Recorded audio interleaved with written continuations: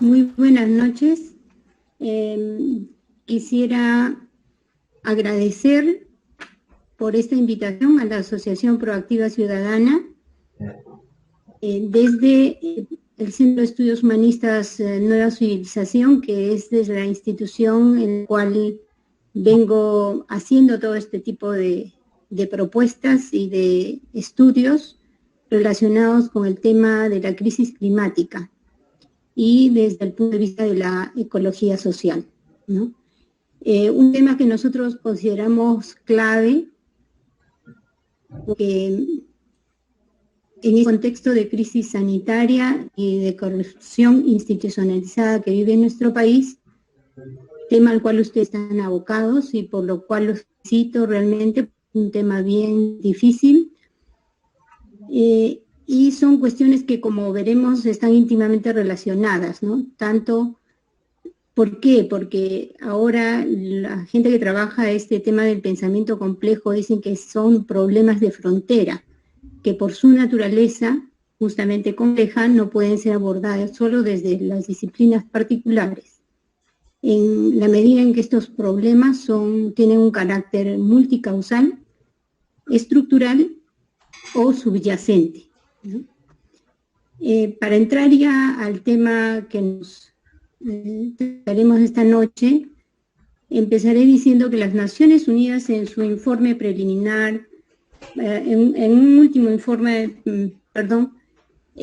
prevenir la próxima pandemia, zoonosis y cómo romper la cadena de transmisión, que ha publicado este 6 de julio, indica que el 60% de los más de 1.400 microbios conocidos hasta ahora que causan infecciones en los seres humanos se originan en animales, ¿no?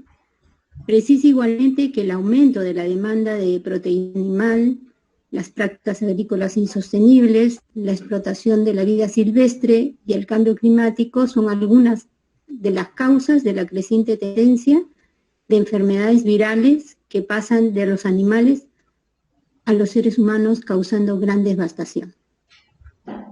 En estos últimos 20 años se ha podido ver esto. Y el COVID-19 entonces es un ejemplo más de esta larga lista de enfermedades, como es el ébola, el MERS, el VIH-Sida, el SARS, entre otros. Por otro lado, la crisis climática pone en evidencia una vez más profundas desigualdades sociales, al igual que la crisis climática impacta de forma directa en las poblaciones más vulnerables de los países del sur, que paradójicamente no son los directos responsables de las grandes emisiones de gases de efecto invernadero causantes de esta crisis climática. Visto así, ¿cuál es realmente el problema? Para el Centro de Estudios Humanistas, Nueva Civilización, nosotros consideramos que estamos ante una crisis civilizatoria. Y en tal sentido, tanto la crisis climática como la sanitaria son solo dos caras de una misma moneda. Y por ello, abordarlas no solo depende de lo que ocurra en el Perú, sino que requiere de sinergias globales y locales. Particularmente en el caso de la crisis climática, es especialmente importante la salud de la Amazonía. ¿Y por qué decimos ello? Porque mitigar las consecuencias de la crisis climática en el país requiere una mirada, como se podría decir, del aviador, o sea, una mirada al contexto mayor que nos acoge, es decir, a la región amazónica de la cual formamos parte.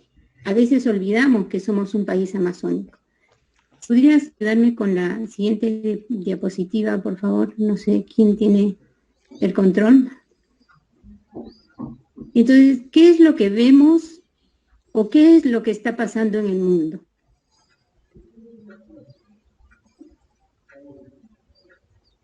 Si vamos a la siguiente diapositiva, hace años el panel intergubernamental de expertos sobre cambio climático, el IPCC por sus siglas en inglés, viene dando la voz de alerta. Actualmente la temperatura de la Tierra se ha incrementado en 1 grado centígrado respecto a los niveles preindustriales, a causa de las emisiones de gases de efecto invernadero ocasionadas por la acción humana, poniendo en riesgo la vida como la conocemos. Los científicos de este panel, que son más de 100 científicos reunidos de los distintos países del mundo, que durante toda una época estuvieron discutiendo si esto era de procedencia, o sea, si el incremento se debía a razones humanas o no. Bueno, estos se pusieron de acuerdo diciendo que efectivamente las causas del cambio climático son humanas. Es la acción humana la que la produce, ¿no? Ellos dicen actualmente que estamos a punto de llegar a una situación que le denominan en inglés tipping point, o en castellano podríamos traducirlo como un momento de no retorno, si es que llegamos a pasar el 1.5 grados de incremento de la temperatura, ¿no? Y esto se puede producir si seguimos sin tomar las medidas, aún tomando, mejor dicho, las medidas que ya han sido acordadas en la COP21, que es la conferencia de las partes por el cambio climático, que reúne a todos los países del mundo y que año a año se reúne para pretender una solución a este gran problema. Los científicos dijeron que hay pruebas abrumadoras de que este grado de incremento, o sea, el grado centígrado de incremento de temperatura, entraña consecuencias graves para los ecosistemas y las personas. Que los océanos se están calentando, que su acidez ha aumentado y que su productividad ha menguado. La fusión de los glaciares y los mantos de hielo vienen provocando la subida del nivel del mar y los fenómenos extremos costeros son cada vez más violentos. Dentro de poco muchas islas van a darse y con ello va a tener que haber salida de la población de esos lugares. El permafrost de la región ártica y boreal, que almacena grandes cantidades de carbono orgánico, prácticamente el doble del carbono que el contenido en la atmósfera, y su deshielo podría incrementar notablemente la concentración de gas de efecto invernadero en la atmósfera. Y dicen que resulta difícil saber si este fenómeno ya está produciendo una liberación neta de dióxido de carbono o metano a causa del actual deshielo que se viene produciendo en el Ártico. La siguiente diapositiva, por favor. Respecto a la región amazónica, los científicos vienen advirtiendo que los glaciares de la región tropical de los Andes podrían llegar a perder más del 80% de su tamaño actual al 2100. Y con esto perderse mucha información que los científicos sacan de estos nieves perpetuas, porque indican que ahí hay información del origen de la humanidad. Y que dichos glaciares no se podrán volver a recuperar, es decir, no volverán a tener nieve perpetua. Entonces, imagínense ustedes un panorama de la sierra que vive de estos deshielos de los Andes, porque muchos de los ríos de la parte occidental de los Andes se alimenta de esta nieve. Alertan además sobre el riesgo de sabanización de la Amazonía y de la pérdida de su valiosa función de bomba biótica, y en especial de ayudar a la región y a todo el planeta a equilibrar el clima, es decir, repartir las lluvias. En síntesis, en el Perú, en la sierra y la costa, dependemos del agua que viene de la Amazonía. Y obviamente, ya les indiqué, de las nieves de nuestros Andes, y que traen las lluvias a esta parte occidental. Literalmente, necesitamos de ese maravilloso río aéreo, como le llaman los científicos, que se perdería.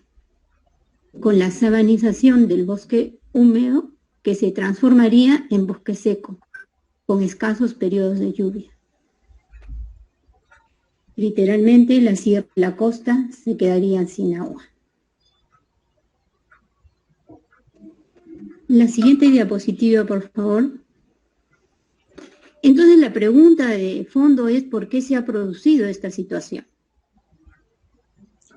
¿Qué nos ha llevado como especie humana a ese punto? Son preguntas de fondo y de una reflexión necesaria para todos quienes estamos abocados a la necesidad de la transformación social.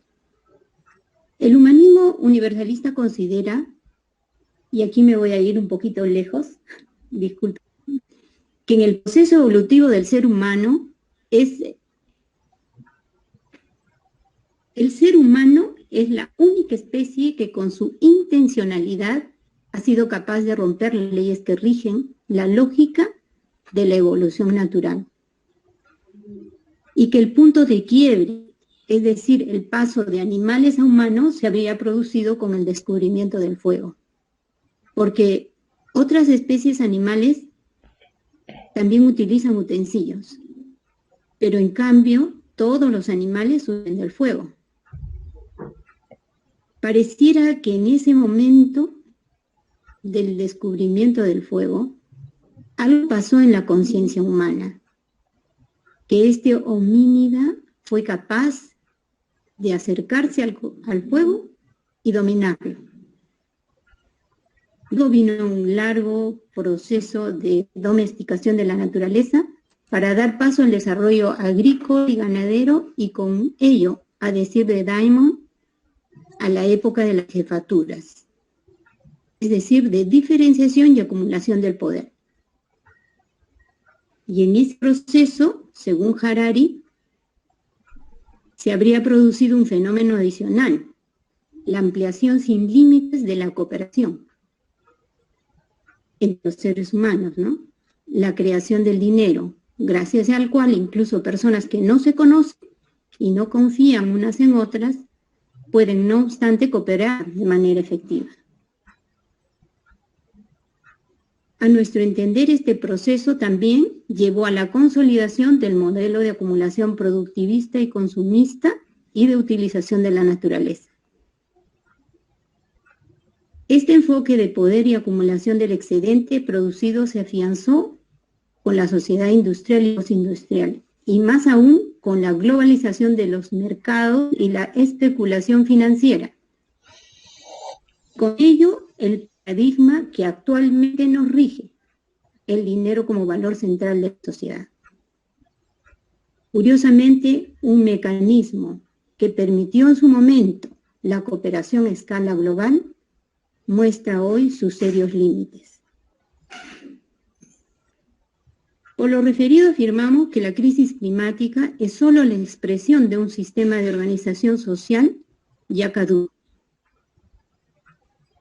En esta misma línea, ya en el año 91, Silo, seudónimo de Mario Rodríguez Cobos, fundador del nuevo humanismo universalista, nos decía: hoy utiliza el poder y la fuerza económica y tecnológica para asesinar, empobrecer y oprimir en vastas regiones del mundo, destruyendo además el futuro de las nuevas generaciones y el equilibrio general de la vida en el planeta. El modelo económico actual se sustenta en una forma de producción y consumo insostenible y en el paradigma del crecimiento económico sin límites.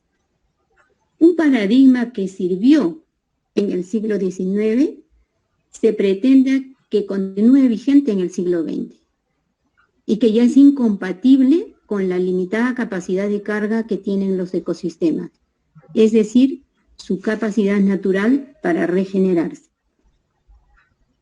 La siguiente diapositiva, por favor. Vivimos en un mundo desigual y con alta concentración de la riqueza.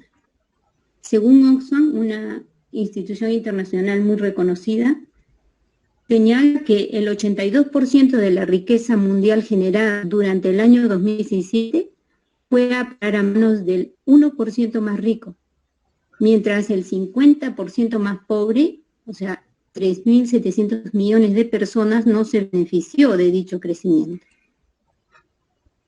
Al lado de ello, la huella de carbono del 1% más rico puede ser en promedio 175 veces mayor a la del 10% más pobre. Y es justamente la población más vulnerable la que enfrenta las consecuencias más graves que este modelo tiene sobre el ambiente. Enfermedades como COVID-19 son solo una muestra más de esta crisis ambiental global. La siguiente diapositiva, por favor. La ciencia, como ya lo he mencionado, nos advierte, tiene datos duros. Sin embargo, venimos de 25, perdón, le dije que pusiera la diapositiva 7. La siguiente. Venimos de 25 conferencias de partes fracasadas. Resulta claro que quienes detentan el poder económico prefieren mantener sus privilegios y los políticos se someten a dicho poder económico. Vivimos en una normalidad, entre comillas, donde la violencia se encuentra institucionalizada. No reconozco al otro como ser humano, ni me reconozco como parte de esta casa común. Así, las grandes mayorías aún permanecen en lo que los ambientalistas llaman la anomia ambiental, es decir, no accionamos frente a la grave situación que vivimos, que venimos atravesando como especie humana. La siguiente diapositiva, por favor. Entonces, ¿cuál es la salida? ¿Qué es lo que necesitamos cambiar? Justo ahora vengo de una reunión de la Asamblea Abierta por el Clima que convocan los jóvenes de Viernes por el Futuro y que se están dando la voz de alerta. Son niños, ni siquiera han llegado algunos a ser adolescentes y lo que están abriendo camino y salen a la voz de alerta. La siguiente diapositiva. Estos chicos, chicas de Viernes por el Futuro nos dicen, estamos frente a una emergencia climática y enfrentamos una crisis global que exige una respuesta local y global. Indica además que los años que vienen quedarán en la historia como aquellos en los que arruinamos el planeta o como una anécdota. Y nos dicen que requerimos transformaciones sin precedentes para salvarlo y garantizar nuestro futuro. Como ya lo hemos referido, nosotros creemos que el problema está en el modelo de producción y consumo insostenible, que se soporta en un sistema de creencias que tiene al dinero como valor central, y que este sistema de creencias ya no es viable. Sirve para un momento del proceso humano. Ahora se requiere otro sistema de valores y de relaciones humanas que reinvente la economía, reconociendo que su real significado lo constituye la administración de la casa común. El organismo vivo que sustenta la vida. La diapositiva. ¿Qué podemos hacer como colectivos de la sociedad civil?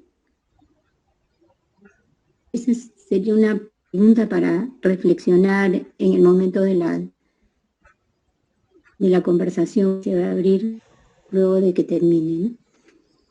La siguiente diapositiva, yo dejo ahí unas ideas. Podemos, por ejemplo, sumarnos a las nuevas voces, como la de Viernes por el Futuro, que demanda justicia climática para las nuevas generaciones y que exigen a los gobiernos del mundo acción climática ahora. O a quienes nos invitan a reflexionar en profundidad sobre el llamado a la desobediencia civil, que hace, por ejemplo, rebelión frente a la extinción de la Argentina, y que nos interpela con la pregunta, ¿por qué tenemos que obedecer reglas de un sistema que nos está terminando. La siguiente diapositiva, por favor. Entonces, ¿qué retos tenemos en el Perú frente a la crisis climática ahora?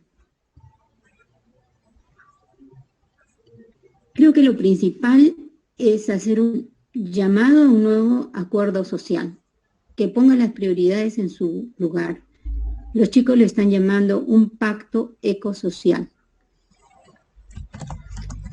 Por ejemplo, ellos hablan de lo que son las transiciones, ¿no? Tenemos que transicionar. Uno dice, no, hay que revolucionar. Bueno, que se llame consolidar como pilar fundamental de la economía, ya hemos dicho, entendida esta como administrar la casa común. ¿Qué es lo que necesitamos? ¿Qué es lo que nosotros hemos visto como esencial durante la pandemia? 40 días encerrados. ¿Qué es lo que necesitamos? Necesitamos alimentos. ¿De dónde vienen esos alimentos? De la agricultura familiar. Nosotros no somos un país de grandes extensiones de terrenos para sembrar. O sea, acá desde la época del pre-Inca se venía desarrollando un sistema de andenería. Son pequeños espacios en la costa y en los distintos niveles de valles de la sierra y de la costa, donde se use agricultura familiar, y de eso nos alimentamos. Y eso se ha demostrado con esta pandemia. Entonces, podríamos pensar entonces, por ejemplo, en una agricultura agroecológica resiliente al cambio climático y base de la seguridad y soberanía alimentaria del país. Porque, imagínense, se cierran las fronteras, ¿y dónde vienen alimentos de afuera? Si no los tenemos acá.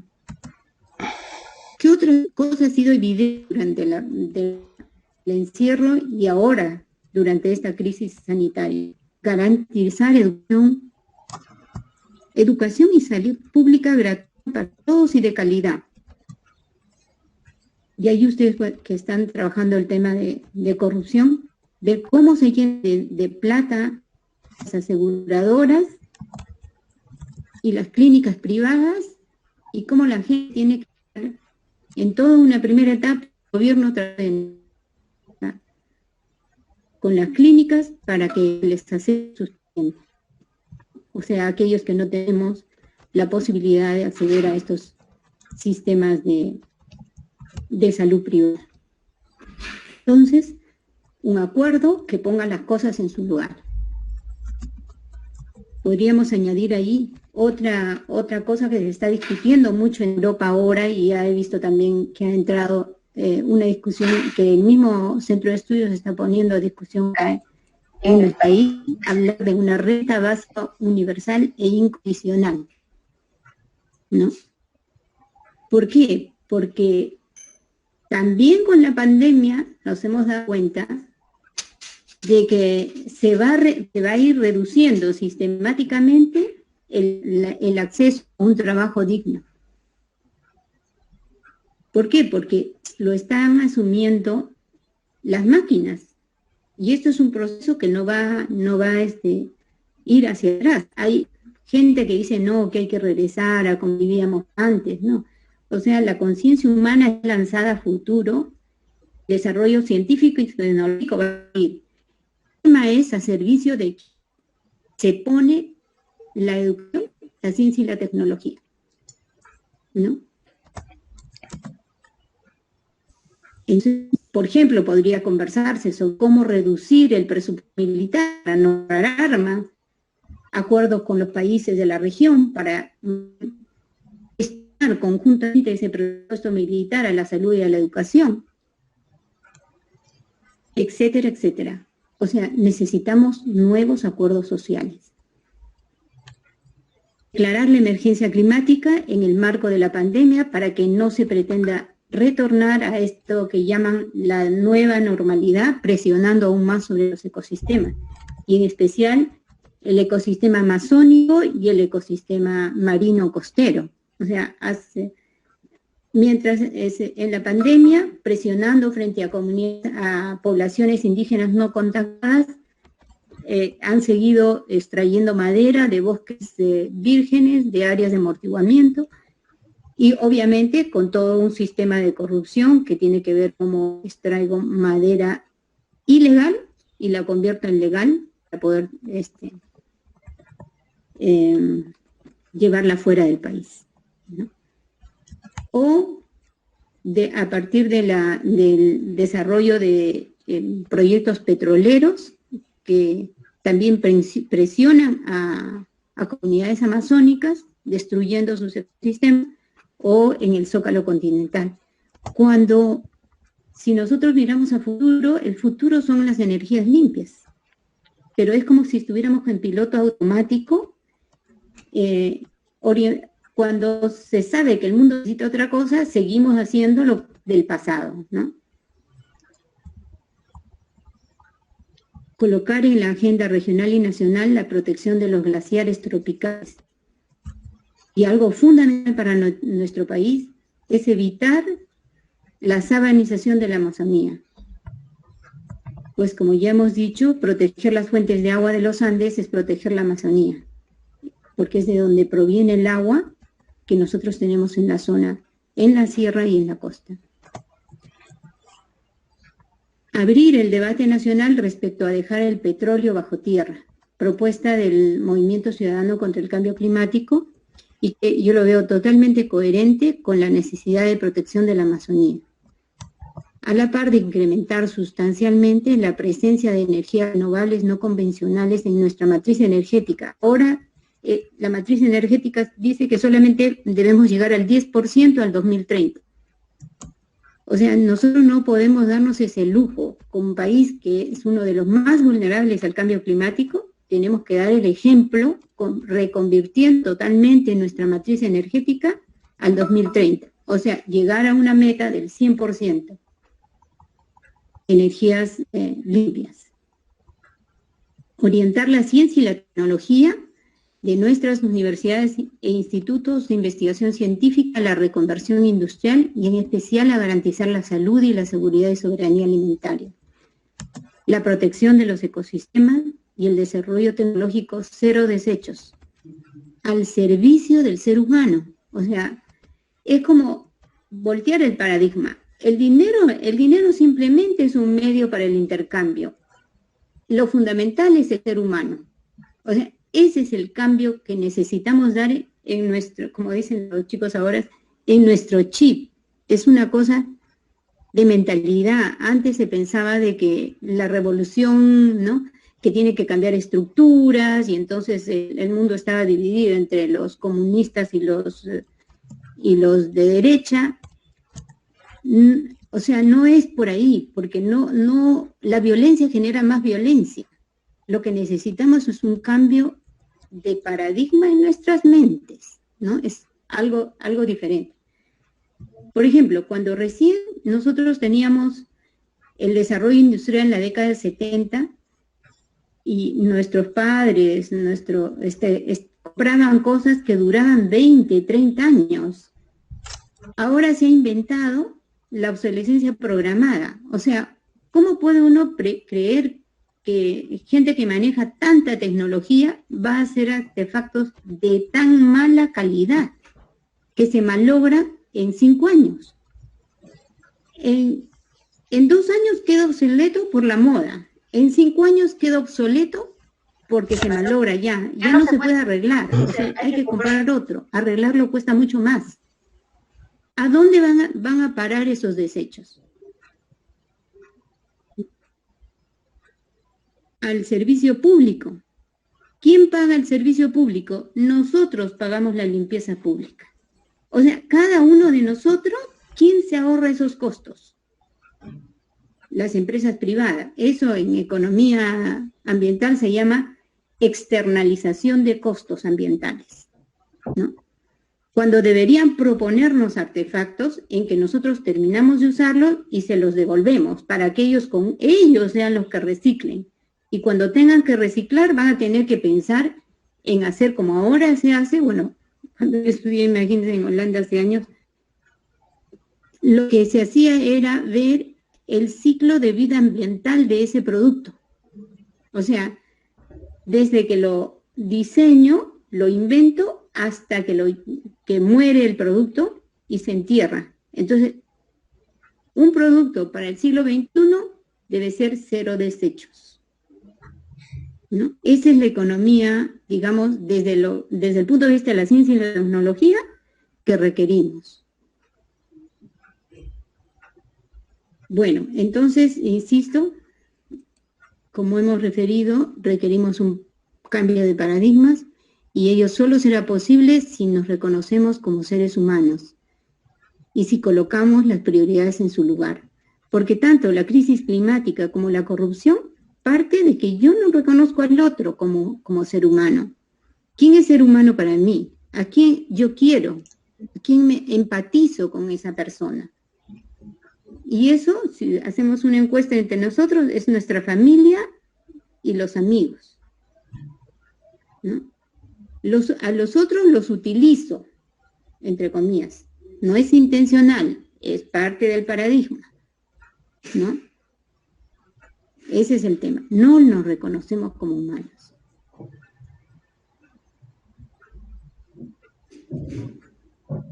Entonces, desterrar el paradigma del dinero como valor central en la sociedad permitirá que las mejores aspiraciones de los seres humanos se expresen en libertad y que recuperemos nuestra relación perdida con el ambiente que nos acoge. Y ojalá en ese proceso reencontrar el real sentido que anima nuestras vidas.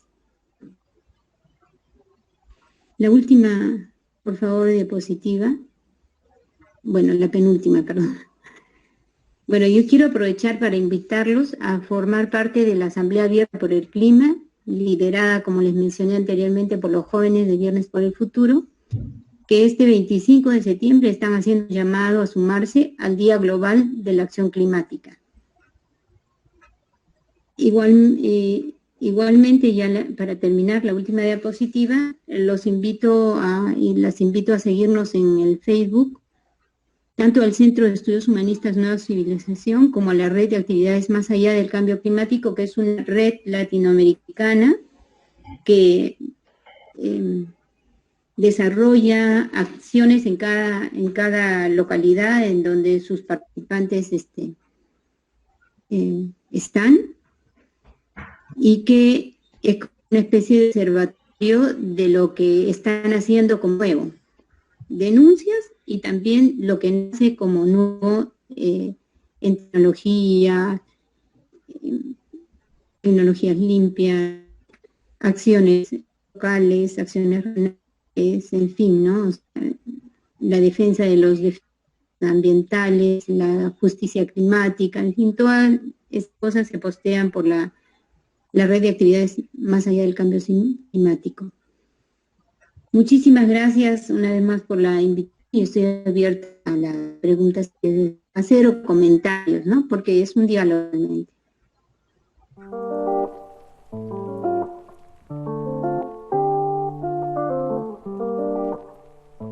Muchísimas gracias por la pregunta. Efectivamente, primero para señalar, ¿no? Este es un proyecto de mediana minería. Entonces, cuando se dio todo el desarrollo de la legislación ambiental y se pasó las responsabilidades de evaluación de los estudios de impacto ambiental a un organismo independiente que es el SENACE, la revisión de los estudios de impacto ambiental de la mediana y pequeña minería quedó en manos del Ministerio de Energía y Minas.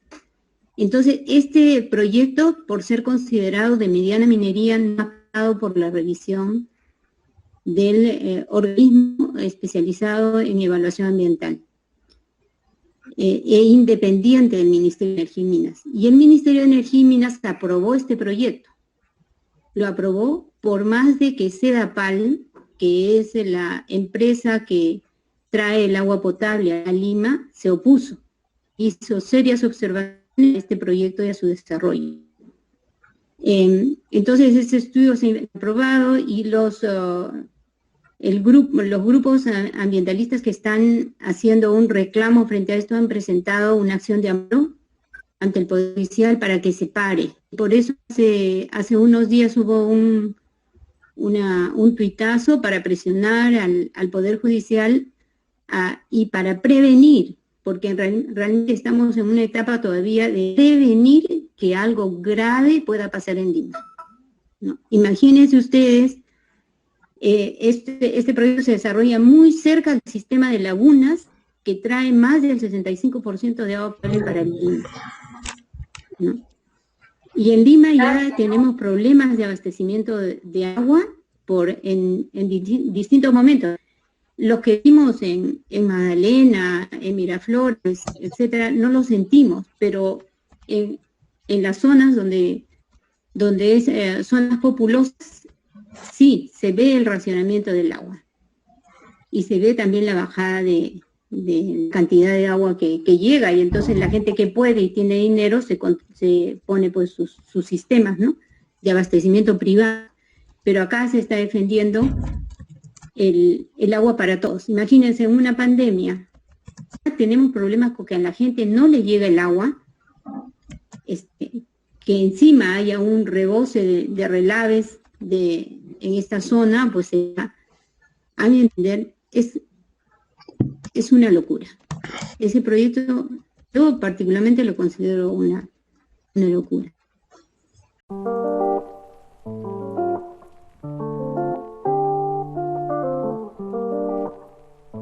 Sí, es totalmente cierto, porque los jóvenes, justamente Viernes por el Futuro es el grupo inspirado en Greta, ¿no? Ella lo fundó. Entonces,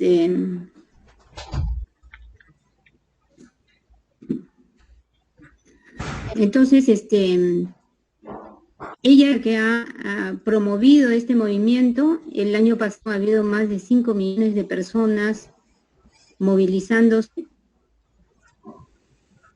y por este tema. Entonces creo que el tema de la generación tengo un mente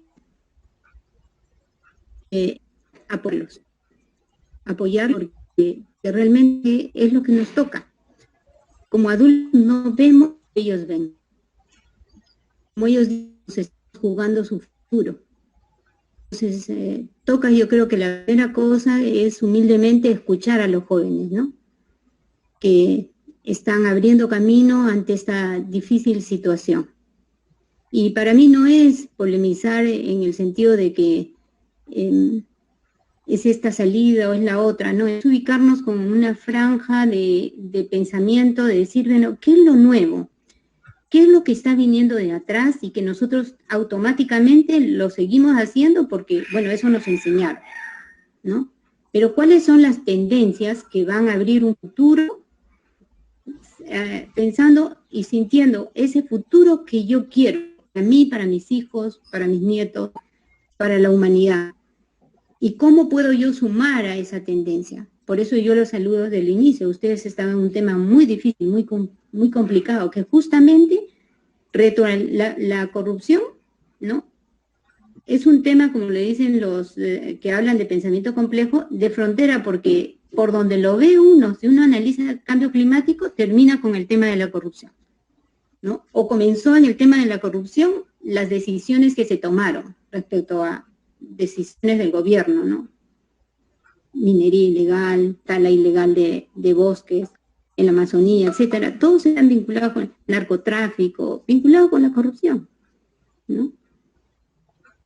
Pero es un tema que hay que verlo también de los distintos ángulos. En todo caso, ustedes tendrían que plantearse cuál sería desde el tema de la corrupción, cómo abordarían el tema de la crisis climática, ¿no? Porque hay que ver salidas a futuro. O sea, necesitamos lanzarnos a futuro, cómo lo imaginamos, y a partir de ahí, desde lo que podemos hacer, porque realmente, si muchos hacemos una misma dirección, va a ocurrir algo, ¿no? Bueno,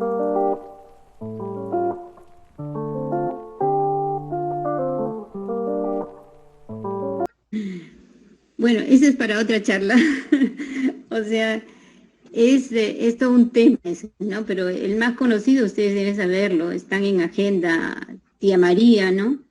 Que Tía María es un proyecto de Sauder Perú, en Arequipa, donde hay un fuerte grupo de población y líderes que no quieren que ese proyecto se desarrolle. Si vemos proyectos de alto riesgo, para mí, por ejemplo, es el de Yanacocha, que ellos están justamente encima de un ecosistema de páramo andino, ¿no? Los nuevos proyectos que quieren desarrollar en Cajamarca, también por esa zona, son muy delicados. Hay sistemas de lagunas muy importantes que podrían verse altamente afectadas, o en la práctica, en el caso de la minería de oro por cianuración, como es extensiva, y es decir, imagínense, hay que mover 100 toneladas de mineral para obtener 1 gramo de oro, o sea, 1 gramo para un anillo delgadito son 2 gramos de oro, o sea, para que tengan una idea. Encima ese oro va a parar, ¿no? O sea, la gran mayoría, la cantidad de ese oro va a parar a ser guardado en arcas para garantizar el movimiento del dinero. O sea, es toda, ¿no?, una forma en la cual hemos organizado esta sociedad, que solo nosotros mismos, como seres humanos, haciendo conciencia de lo que está pasando y yendo hacia otra dirección, podemos cambiarlo. Pero bueno, tenemos Yanacocha, tenemos Espinar, ahora es un conflicto bastante grande en el tema minero, pero ahí ya, por la forma como se establecen las relaciones, cómo una empresa pasa a la otra, activos, pero no pasa a lo principal, que son las relaciones comunitarias construidas, que nuevamente tienen que empezar de cero, la forma como los estudios de impacto ambiental son concebidos como área directa y área indirecta, cuando el impacto es territorial, ¿no?, de la minería. En fin, por eso ese tema es como para una exposición. No sé si logro responder su pregunta.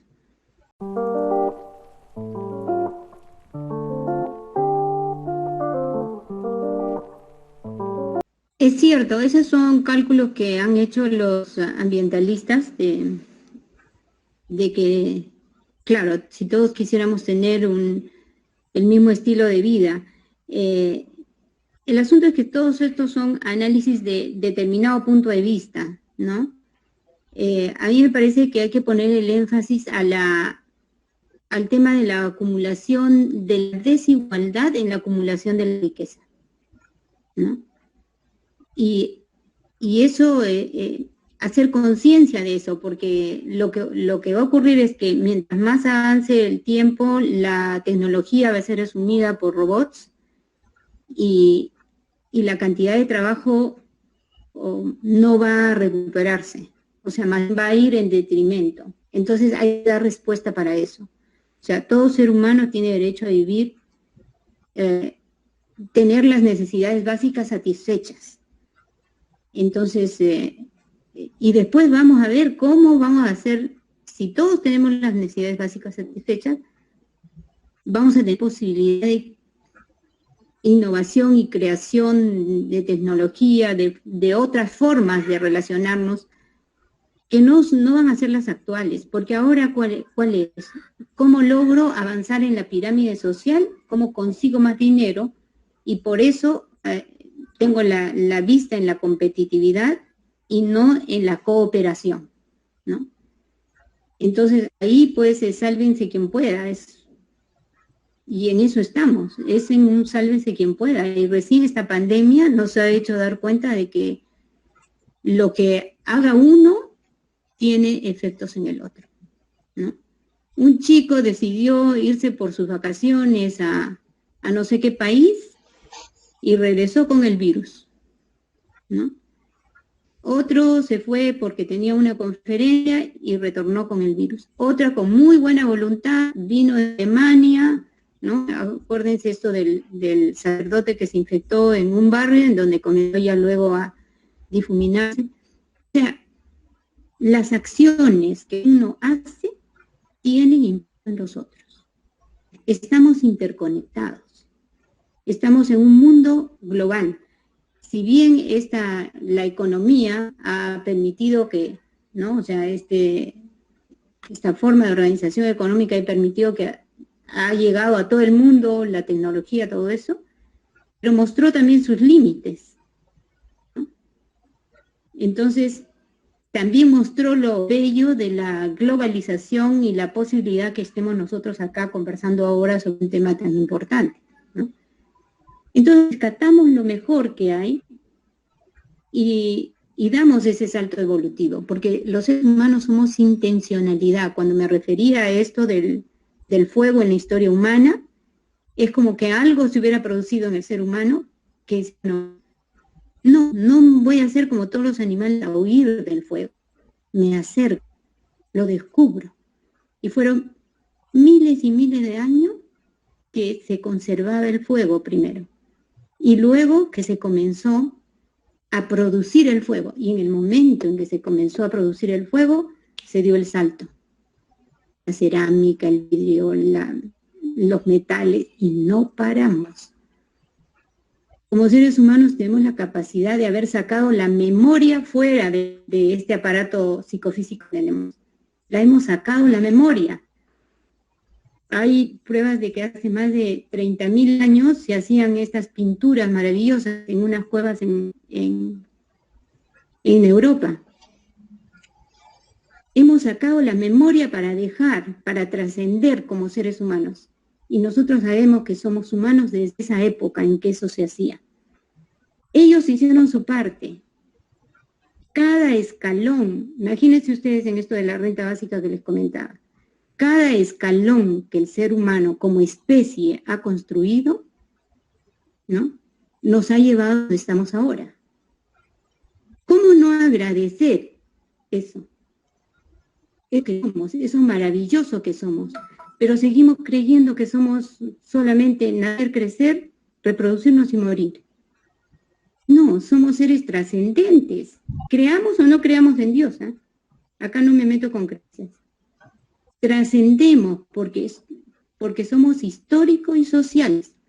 Un nuevo ser humano que nace con lo que ha traído las otras generaciones. Entonces, no nos merecemos el derecho a solucionar por lo mínimo el piso básico que es alimentación, comida, techo para todos y todas, ¿no?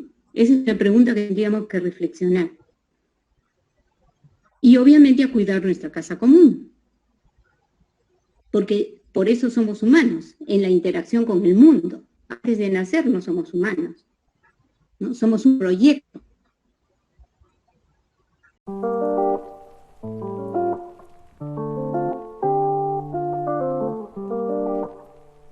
También otro tema de larga discusión, porque la minería es una actividad muy loable. Nosotros tenemos en el país minerales en toda la cordillera, o sea, justamente la cordillera, la formación geológica que tenemos nos da la posibilidad de tener minerales por donde pasemos. El tema es qué hacemos con eso y dónde desarrollamos esa actividad. Entonces, ahora lo que vemos es una constitución de un país unitario. Este país unitario tiene desde el gobierno nacional sectores. Estos sectores son los que administran. A los gobiernos locales y los gobiernos regionales intentan hacer una perspectiva de una mirada regional y local, pero no tienen el poder para tomar decisiones. La minería se niega al ordenamiento del territorio. Entonces, habría que preguntarnos también, o sea, y esta visión sectorizada, porque he trabajado en temas de minería y de energía. Entonces, el Ministerio de Energía y Minas tiene dos promotores. Los promotores de la inversión petrolera, que se llama Perú Petro, ¿no? Ellos promueven la inversión petrolera. ¿Lo promueven en dónde? En todo el territorio nacional. El Ministerio de Energía y Minas, la parte minera, mueve la minería también en todo el territorio nacional. Entonces, se supone que son actividades compatibles con otras actividades, y eso no es así. Entonces, los mineros dicen, no, el Perú es un país minero. Los petroleros son más humildes porque nuestro petróleo no es realmente, y por eso, haciendo un paréntesis, por eso no debería sacarse petróleo acá. La mayor cantidad de petróleo que tenemos es un petróleo pesado, o sea, hay mucha energía para poder convertir ese petróleo en petróleo que se pueda ser utilizado. Entonces, ¿por qué no más bien revertir Perú Petro en una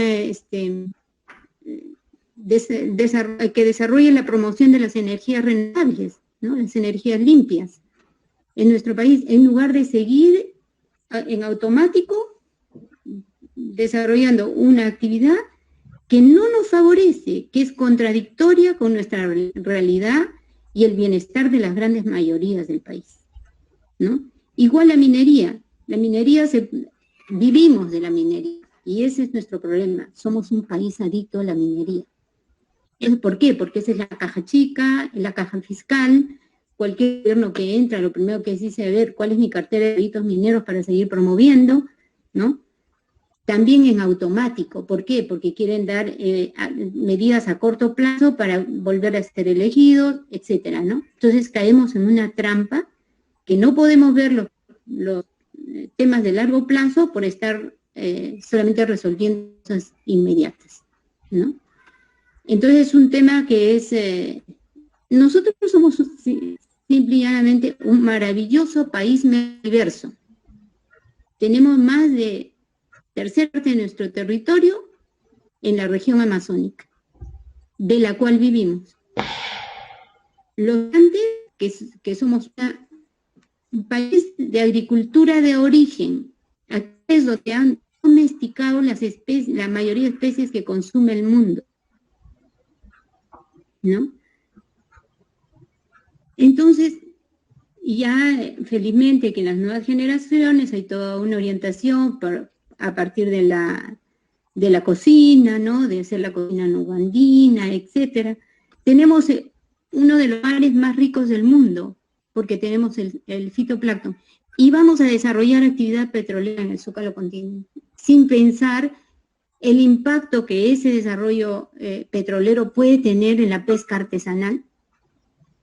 Ahora, a poco vi 2 videos que están promoviendo los chicos de MOSIC también, relacionado a este tema, que sería bueno que lo visiten en la página del MOSIC y vean ahí, ¿no? Entonces, son muchas cosas, y aunado a eso, la aprobación de este tipo de proyectos con acuerdos bajo la mesa. Nuevamente un tema que ustedes trabajan centralmente, ¿no?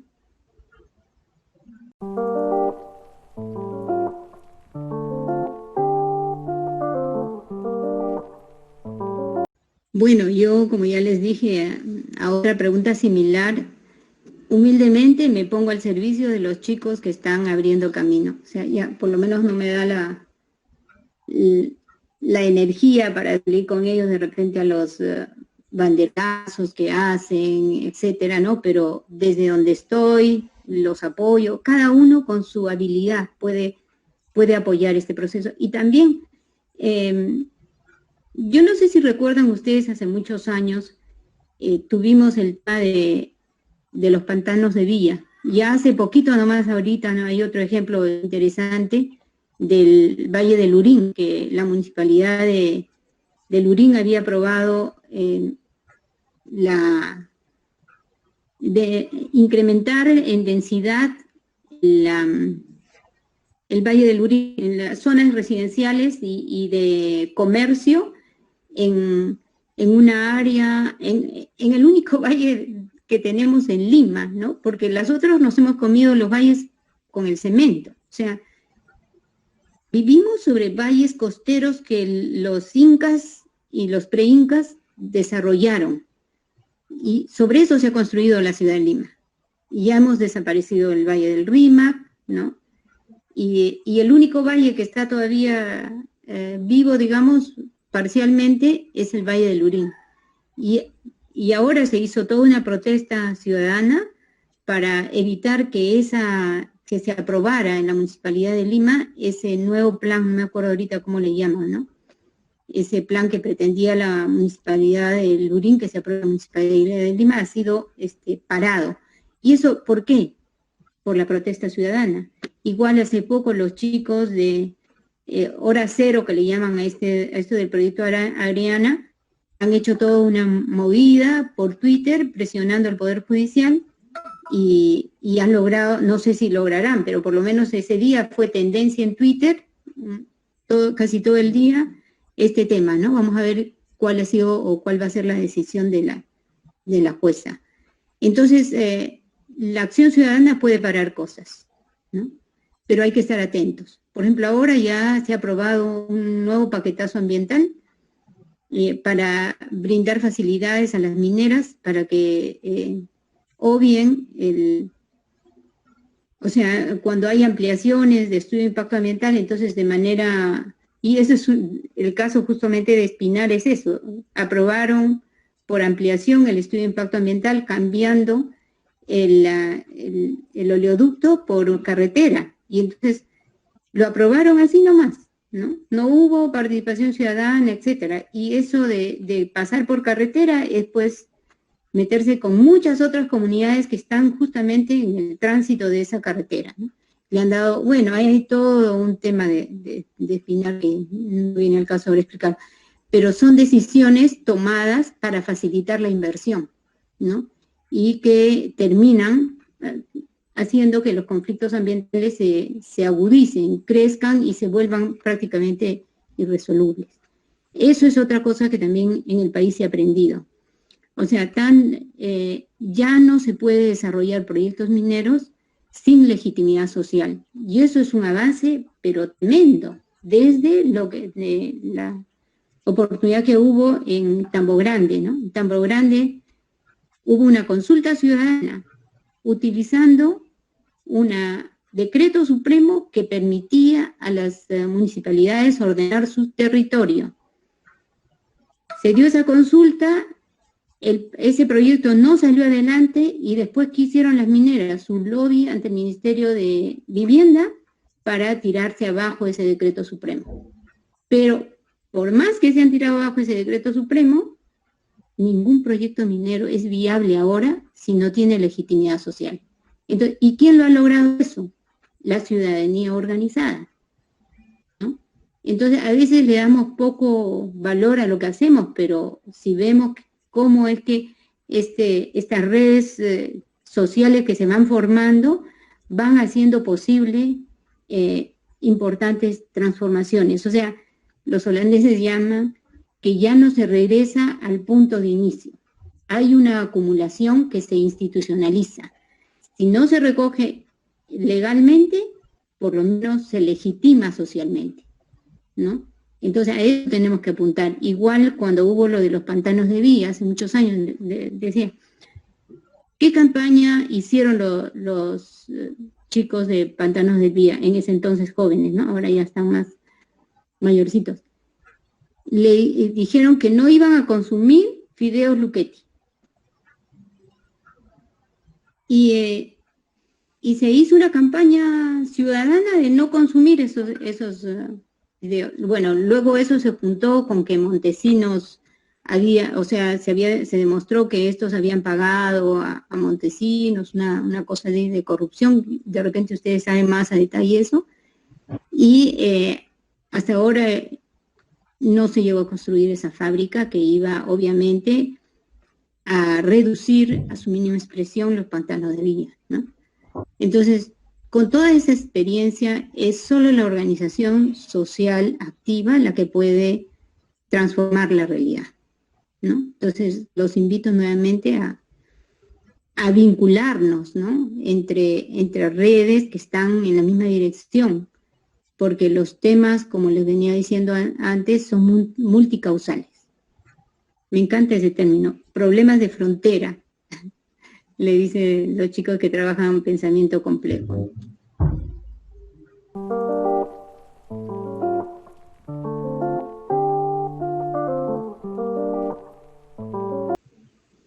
Yo no creo ya en que se pueda seguir haciendo más parches a la legislación ambiental.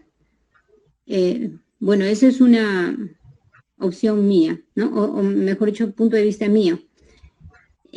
Porque el tema es, como ya les he dicho, más de fondo. O sea, necesitamos nuevos acuerdos sociales, ¿no? Y eso requiere un cambio constitucional. Pero un cambio constitucional no con representantes elegidos y no sabemos quién va a salir y después, no, o sea, tiene que ser un debate nacional sobre el futuro del país en el marco de la emergencia climática, de la crisis climática, ¿no? Que parta por reconocer que estamos viviendo una emergencia climática. Eso es lo primero que hay que reconocer. Y el Ministerio del Ambiente, cuando fuimos con los chicos de Viernes por el Futuro a presentar, porque ellos han hecho una declaración de emergencia climática, el Ministerio dijo, no, la gente si le decimos que es emergencia se va a asustar, los inversionistas no van a venir. O sea, ese tipo de mentalidad no ayuda, ¿no? Porque a las cosas hay que llamarlas como son. Estamos en una emergencia. Somos un país altamente vulnerable frente al cambio climático, ¿no? Ahora, el otro tema, y ahí para responder la otra pregunta, es que bueno, fue un avance la creación del Ministerio del Ambiente, ¿no? Pero el Ministerio de Economía es el que planifica en qué se gasta. Asigna los presupuestos como quiere a los sectores, ¿no? Y el Ministerio de Economía ni siquiera participa de los temas ambientales. O sea, no hay una conciencia ambiental en ese ministerio. Entonces, si ellos lo deciden, prácticamente así hayan normas, si las decisiones centrales van por otro lado, ¿por qué? Porque lo que nosotros en la economía, ¿qué es lo que decía? La ley de la oferta y la demanda, y ¿qué es lo que mide si un país está bien o está mal? El Producto Bruto Interno.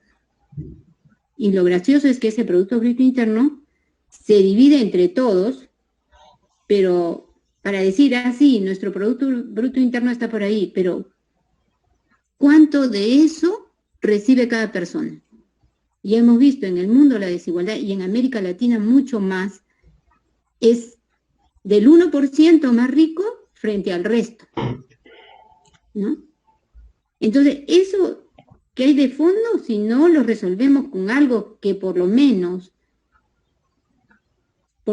una renta básica universal que le permita a la gente pensar más allá. O sea, si yo estoy hasta acá, hasta el cuello, ahora con la pandemia, quienes están trabajando más de 12 horas metidos en su computadora, ya no es que me voy al trabajo y regreso y me paso 2 horas en la combi, de ida y 2 horas de vuelta, no.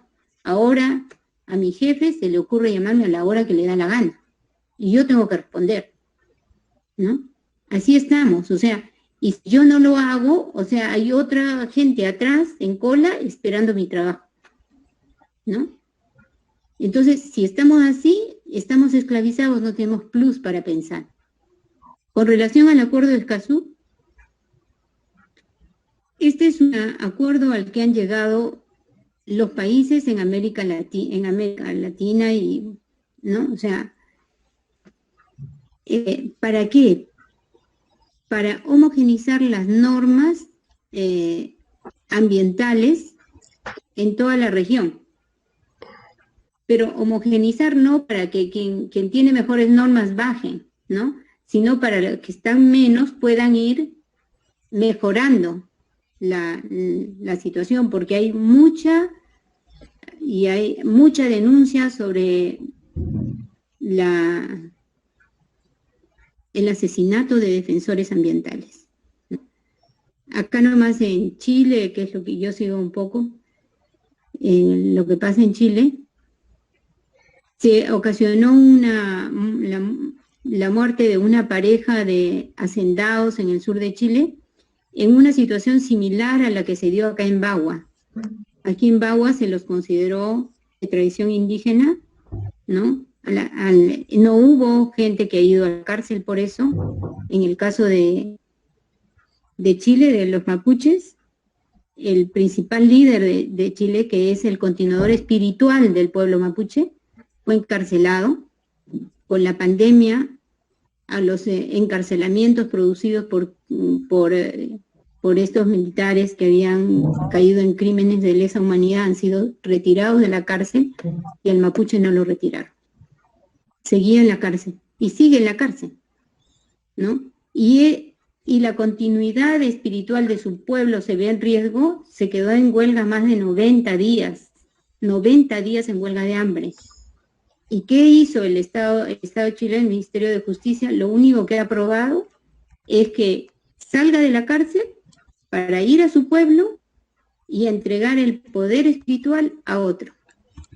Imagínense. Y este líder estaba dispuesto a morir, a dar su vida para que se respete sus tradiciones, ¿no? Y puede ser que yo lo veo un caso dramático. En esta pandemia, nada más han habido como 5 defensores ambientales asesinados, ¿no? Entonces, el acuerdo de Escazú, en ese sentido, es parte de la agenda de que no se siga, porque ya está en nuestra legislación, prácticamente todos los puntos, pero es bueno que también desde afuera se nos vea cumpliendo esto y que se homogenice esa legislación para todos a la larga y que haya una misma forma de que los países no criminalicen las protestas ambientales, ¿no?